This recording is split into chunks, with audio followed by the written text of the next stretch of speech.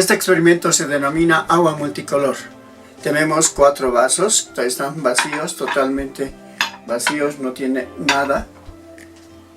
Y ahora en esta jarra mágica tenemos una solución que va a adquirir alguna coloración cuando vaciemos en estos vasos. Veamos en el primero. Agregamos y obtenemos un bello color rosado intenso. Vamos a ver en el segundo. Y tenemos también otro color azul intenso. Veamos en el tercer vaso. Morado. Vamos a ir mejorando la calidad de estos indicadores. Y en el cuarto, incoloro. Entonces veamos, vamos a agregar mayor cantidad. Ya tenemos en el primer vaso, en el segundo, y aquí en el tercero. Vamos a distribuir esta solución en forma equitativa, de tal manera que podamos visualizar los colores que se han formado. Ya hemos vaciado totalmente toda la solución contenida en la jarra, y aquí ustedes pueden visualizar los 3 colores. El último vaso es incoloro, y aquí tenemos el rosado, el azul y el morado. Por lo tanto, evidentemente esta solución contenida en esta jarra era una solución multicolor.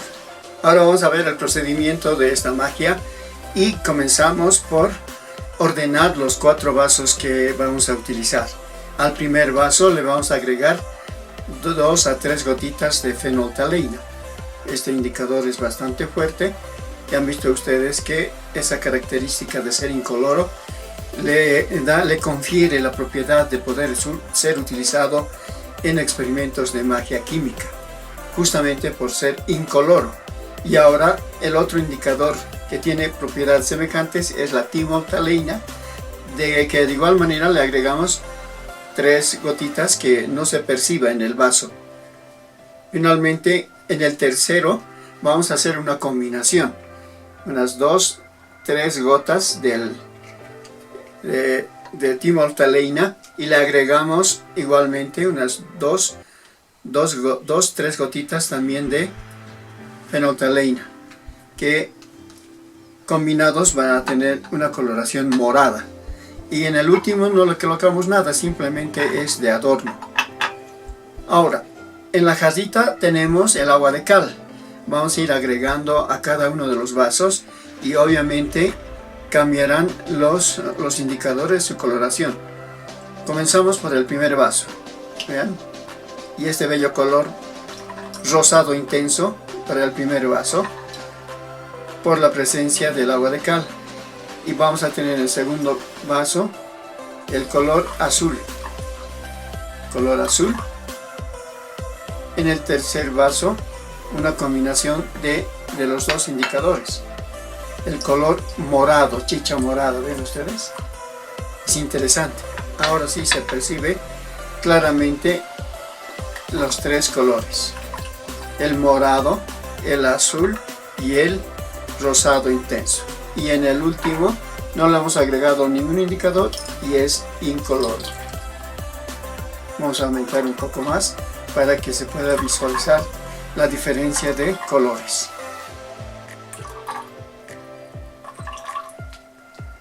Entonces, estos indicadores, como ven ustedes, son muy utilizados para magia química.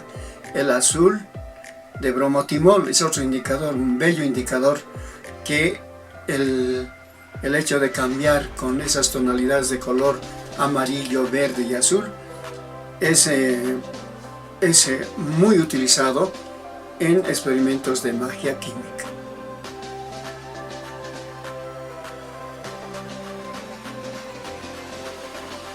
Veamos qué nos dice la ciencia respecto al agua multicolor.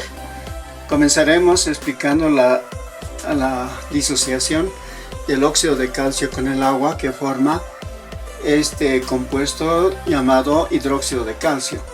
El hidróxido de calcio no es totalmente soluble en agua, de tal manera que tenemos entonces dos fases, la fase sólida y la fase acuosa, donde están los iones calcio y los iones oxidrilo. Tenemos que separar esta mezcla heterogénea por filtración o por decantación. Dejamos que se asiente para que en la fase acuosa se encuentren estos iones que vamos a utilizar. Tiene entonces el carácter básico por la presencia de estos iones oxidrilo. Cuando interactúa con estos indicadores, fenolftaleína y timolftaleína, miran justamente de incoloro a rosado. El pH del agua de cal llega a superar el valor de 10 y de esa manera vamos a tener un color rosado intenso. Por debajo de 8 es incoloro. De igual manera para la timolftaleína, por debajo de 8 es incoloro. Tenemos color de transición y aquí el azul. La mezcla de ambos indicadores nos va a dar este color morado. Eso es todo el procedimiento que se tiene en este experimento de agua multicolor. Es mejor dicho, la explicación de los colores que se han formado.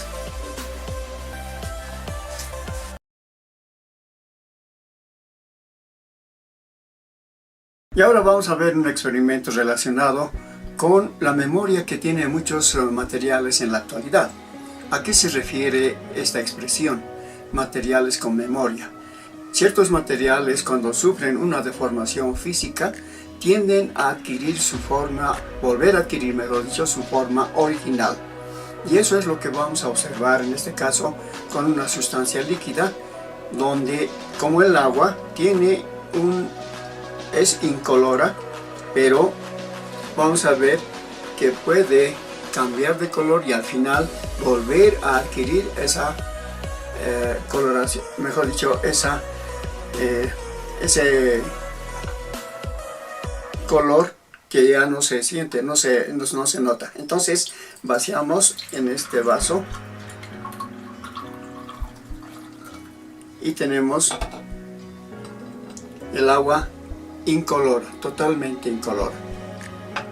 Vamos a ver ahora que cambie de color. En este caso vaciamos en este vaso y el agua ahora tiene otra tonalidad. Este es un cambio físico que ha sufrido el agua y vamos a ver qué sucede en los siguientes vasos. Vamos ahora a agregar en este otro vaso esta misma solución y adquiere otra tonalidad mucho más oscura, una tonalidad morada. Vamos a finalmente tratar de recuperar el color original que tenía el agua. No tenía ningún color, era incoloro. Entonces veamos si logras recuperar esa configuración. Veamos, entonces tenemos que evidentemente llega a recuperar, a ser incoloro, totalmente incoloro. Entonces a eso se refiere el hecho de que el agua, esta solución, es una solución con memoria. Va adquiriendo diferentes colores, pero al final vuelve a adquirir esa tonalidad incolora. Veamos ahora la explicación. Vamos ahora a proceder a la explicación de este ensayo y comenzamos por utilizar una pequeña cantidad de agua en esta jarrita mágica. En el primer vaso vamos a colocar gotitas de fenolftaleína. La propiedad de este indicador es que es incoloro en medio ácido.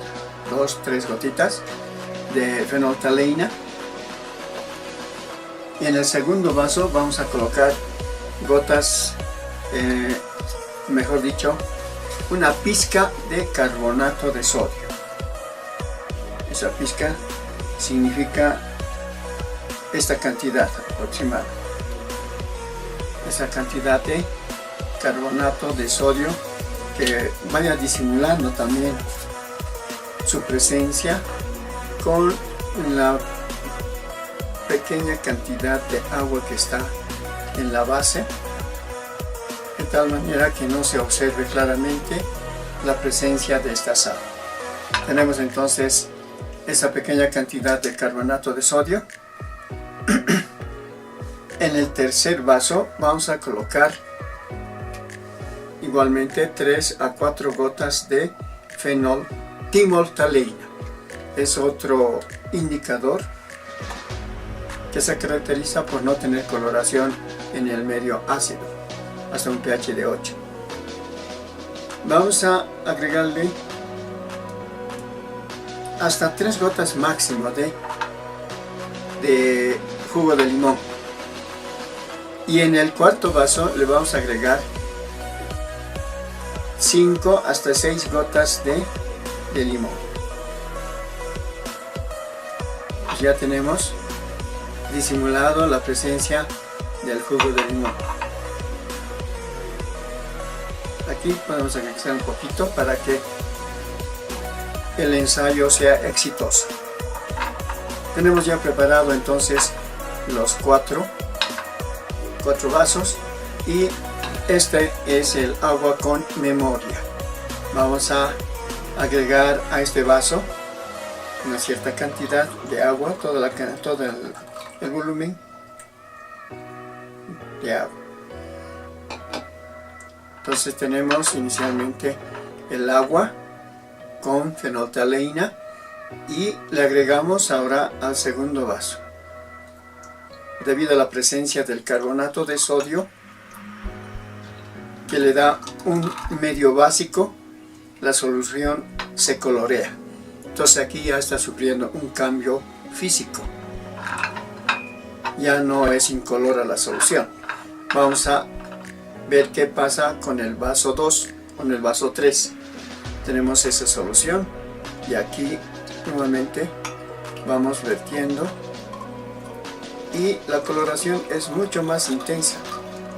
Ustedes pueden visualizar, es una coloración más morada, más fuerte. Es otro cambio que se ha observado. Ahora lo que deseamos es que nuevamente recupere su coloración y vamos a agregar en este cuarto vaso. Vamos agregando poco a poco y vemos que evidentemente la solución se vuelve incolora. Vamos a agregar toda la solución, agitamos, decimos las palabras mágicas y el agua ha recuperado su tonalidad incolora. Por eso decimos entonces que esta sustancia, debido a nuestros poderes mágicos, es agua con memoria. Vamos a aprovechar este experimento para explicar el fenómeno de hidrólisis. Hidro, agua, lisis, reacción o descomposición. Se trata entonces de una reacción con el agua, en este caso con una sal. El carbonato de sodio es una sal que se disocia en el ion sodio y en el ion carbonato. Vemos aquí esa disociación entonces por acción del agua. Esta sal es soluble generando estos iones. De acuerdo a nuestra tabla, el sodio es un ion que no se hidroliza. En cambio, el carbonato es un ion que sí se hidroliza, es decir, reacciona con el agua.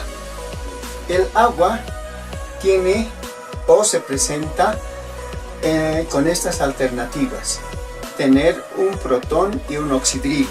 Vean ustedes, esta explicación justifica el hecho de que sea una sustancia conocida como anfolito. Tiene doble comportamiento. Puede actuar como ácido gracias a este protón o puede actuar como base gracias al ion oxidrilo. Entonces, con esa propiedad, el agua va a reaccionar, en este caso, como les decía, con el ion carbonato.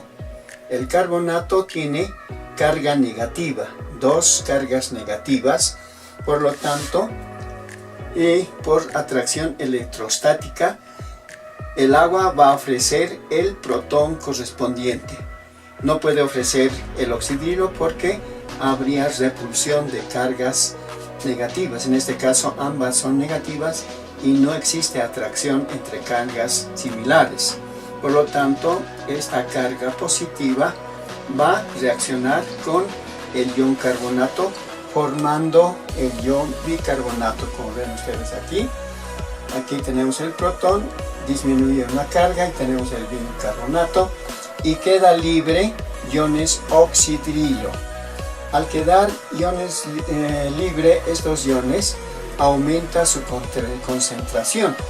De esa manera ya el pH no va a ser neutro, sino estará en la zona básica de pH 7 que tiene el agua, subirá hasta inclusive pH 8. Es el pH que alcanza esta solución de carbonato de sodio. Y ese cambio de pH es detectado por la fenolftaleína, que justamente hasta en pH 8 se conserva incoloro y a partir del 8 ya adquiere esa tonalidad rosada. Su rango de viraje es de 8 a 10, incoloro por debajo de 8, entre 8 y 10 un color intermedio y de 10 hacia arriba ya es rosado fuerte. Entonces, de esa manera observamos esos cambios de colores. Ahora el jugo de limón le da el medio ácido. En el primer vaso que tenemos agua con fenolftaleína, se adquiere la coloración al tener esta sal de carbonato de sodio, como les decía, por la presencia de oxidrilos. En el tercer vaso le hemos agregado un poco de jugo de limón para neutralizar la presencia de este carbonato de sodio ligeramente. Por eso no tenemos que agregar mucha cantidad de jugo de limón, máximo alrededor de 2 a 3 gotitas para que tenga éxito la reacción. Ahora en el último vaso sí recomendamos agregar, les decía, 4, 5 hasta 6 gotas para que totalmente se decolore. Nuevamente volvemos al medio ácido, quiere decir por debajo de 8, por debajo de 7 inclusive, y toda la solución vuelve a ser incolora. De esa manera decimos entonces que hemos tenido agua con memoria. Vuelve a recuperar esa tonalidad incolora que tenía al inicio.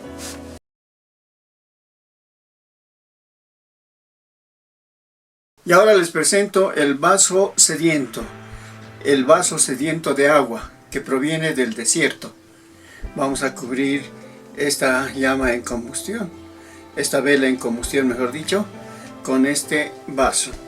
Procedemos cuidadosamente de esa manera y lo dejamos ahora que el vaso empiece a absorber todo el agua que está contenido en este platillo. Poco a poco va calmando su sed y nuevamente ahora ya está tranquilo porque ha saciado su sed inmensa y el platillo ha quedado prácticamente sin agua. Y ahora vamos a ver el procedimiento de este vaso sediento, para lo cual vamos a utilizar un poco de agua, es agua potable, y para que tenga mayor vistosidad le vamos a agregar un poquito de carbonato de sodio. Ustedes han visto que hemos utilizado permanentemente esta sal que tenemos a lo largo de todo el altiplano boliviano. Entonces vamos a disolver para darle un medio básico, ligeramente básico, y lo que buscamos es que pueda ser coloreado por este indicador. Podemos utilizar también colorante vegetal, pero como químicos podemos utilizar 2-3 gotitas de fenolftaleína. Tenemos que homogeneizar la solución de tal manera de que sea totalmente uniforme esta solución. Ya tenemos esta solución coloreada. Vamos a aumentar un poquito más de agua. Este platillo es la medida exacta. Tenemos ahí, esa es la cantidad que va a absorber este vaso. Ahora el siguiente paso es colocar una vela encendida. Tenemos ya dos velitas, colocaremos esta otra vela que esté en la parte central. Hasta ahí todo bien. Y ahora vamos a proceder a cubrir la vela con este vaso alargado. Puede utilizarse otro frasquito que sea así de forma alargada para que pueda visualizarse mejor el ascenso del agua. Y eso es lo que vamos a hacer, que se combustione perfectamente. Y ahora sí, cubrimos de esa manera y se va consumiendo, y observen cómo va absorbiendo la cantidad de agua que estaba en el platillo.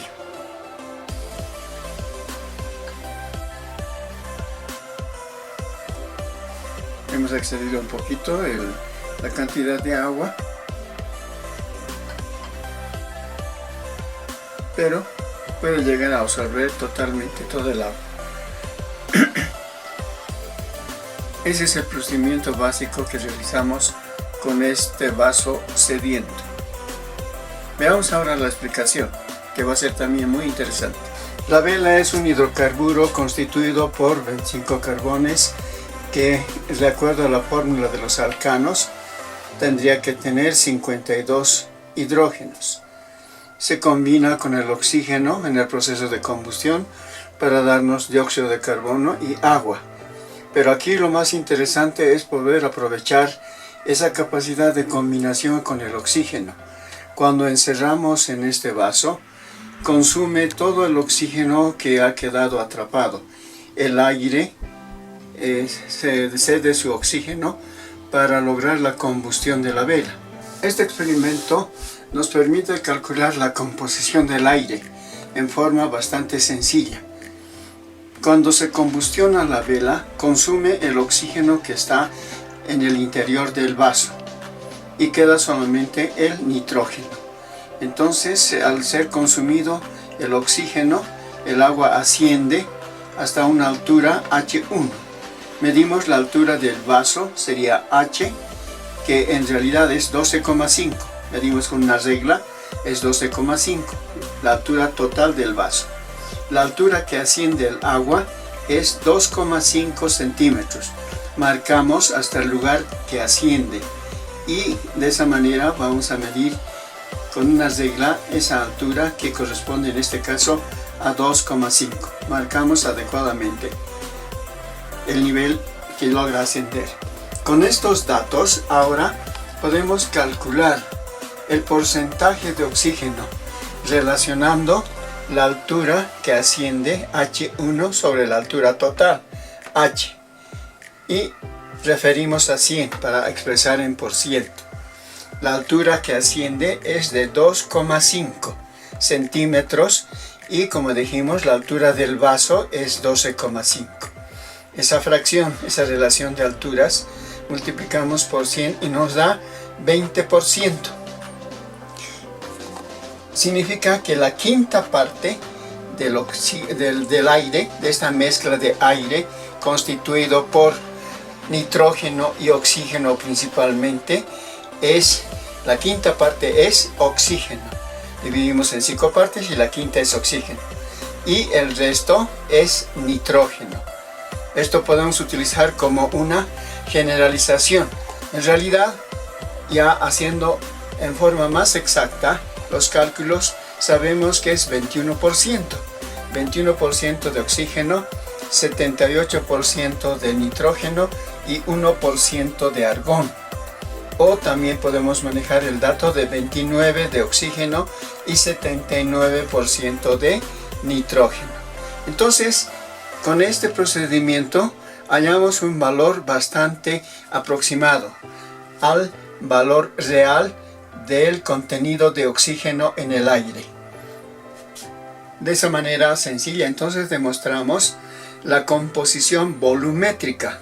Esto va a ser composición volumétrica del aire, medido simplemente con alturas de desplazamiento y de la altura del vaso,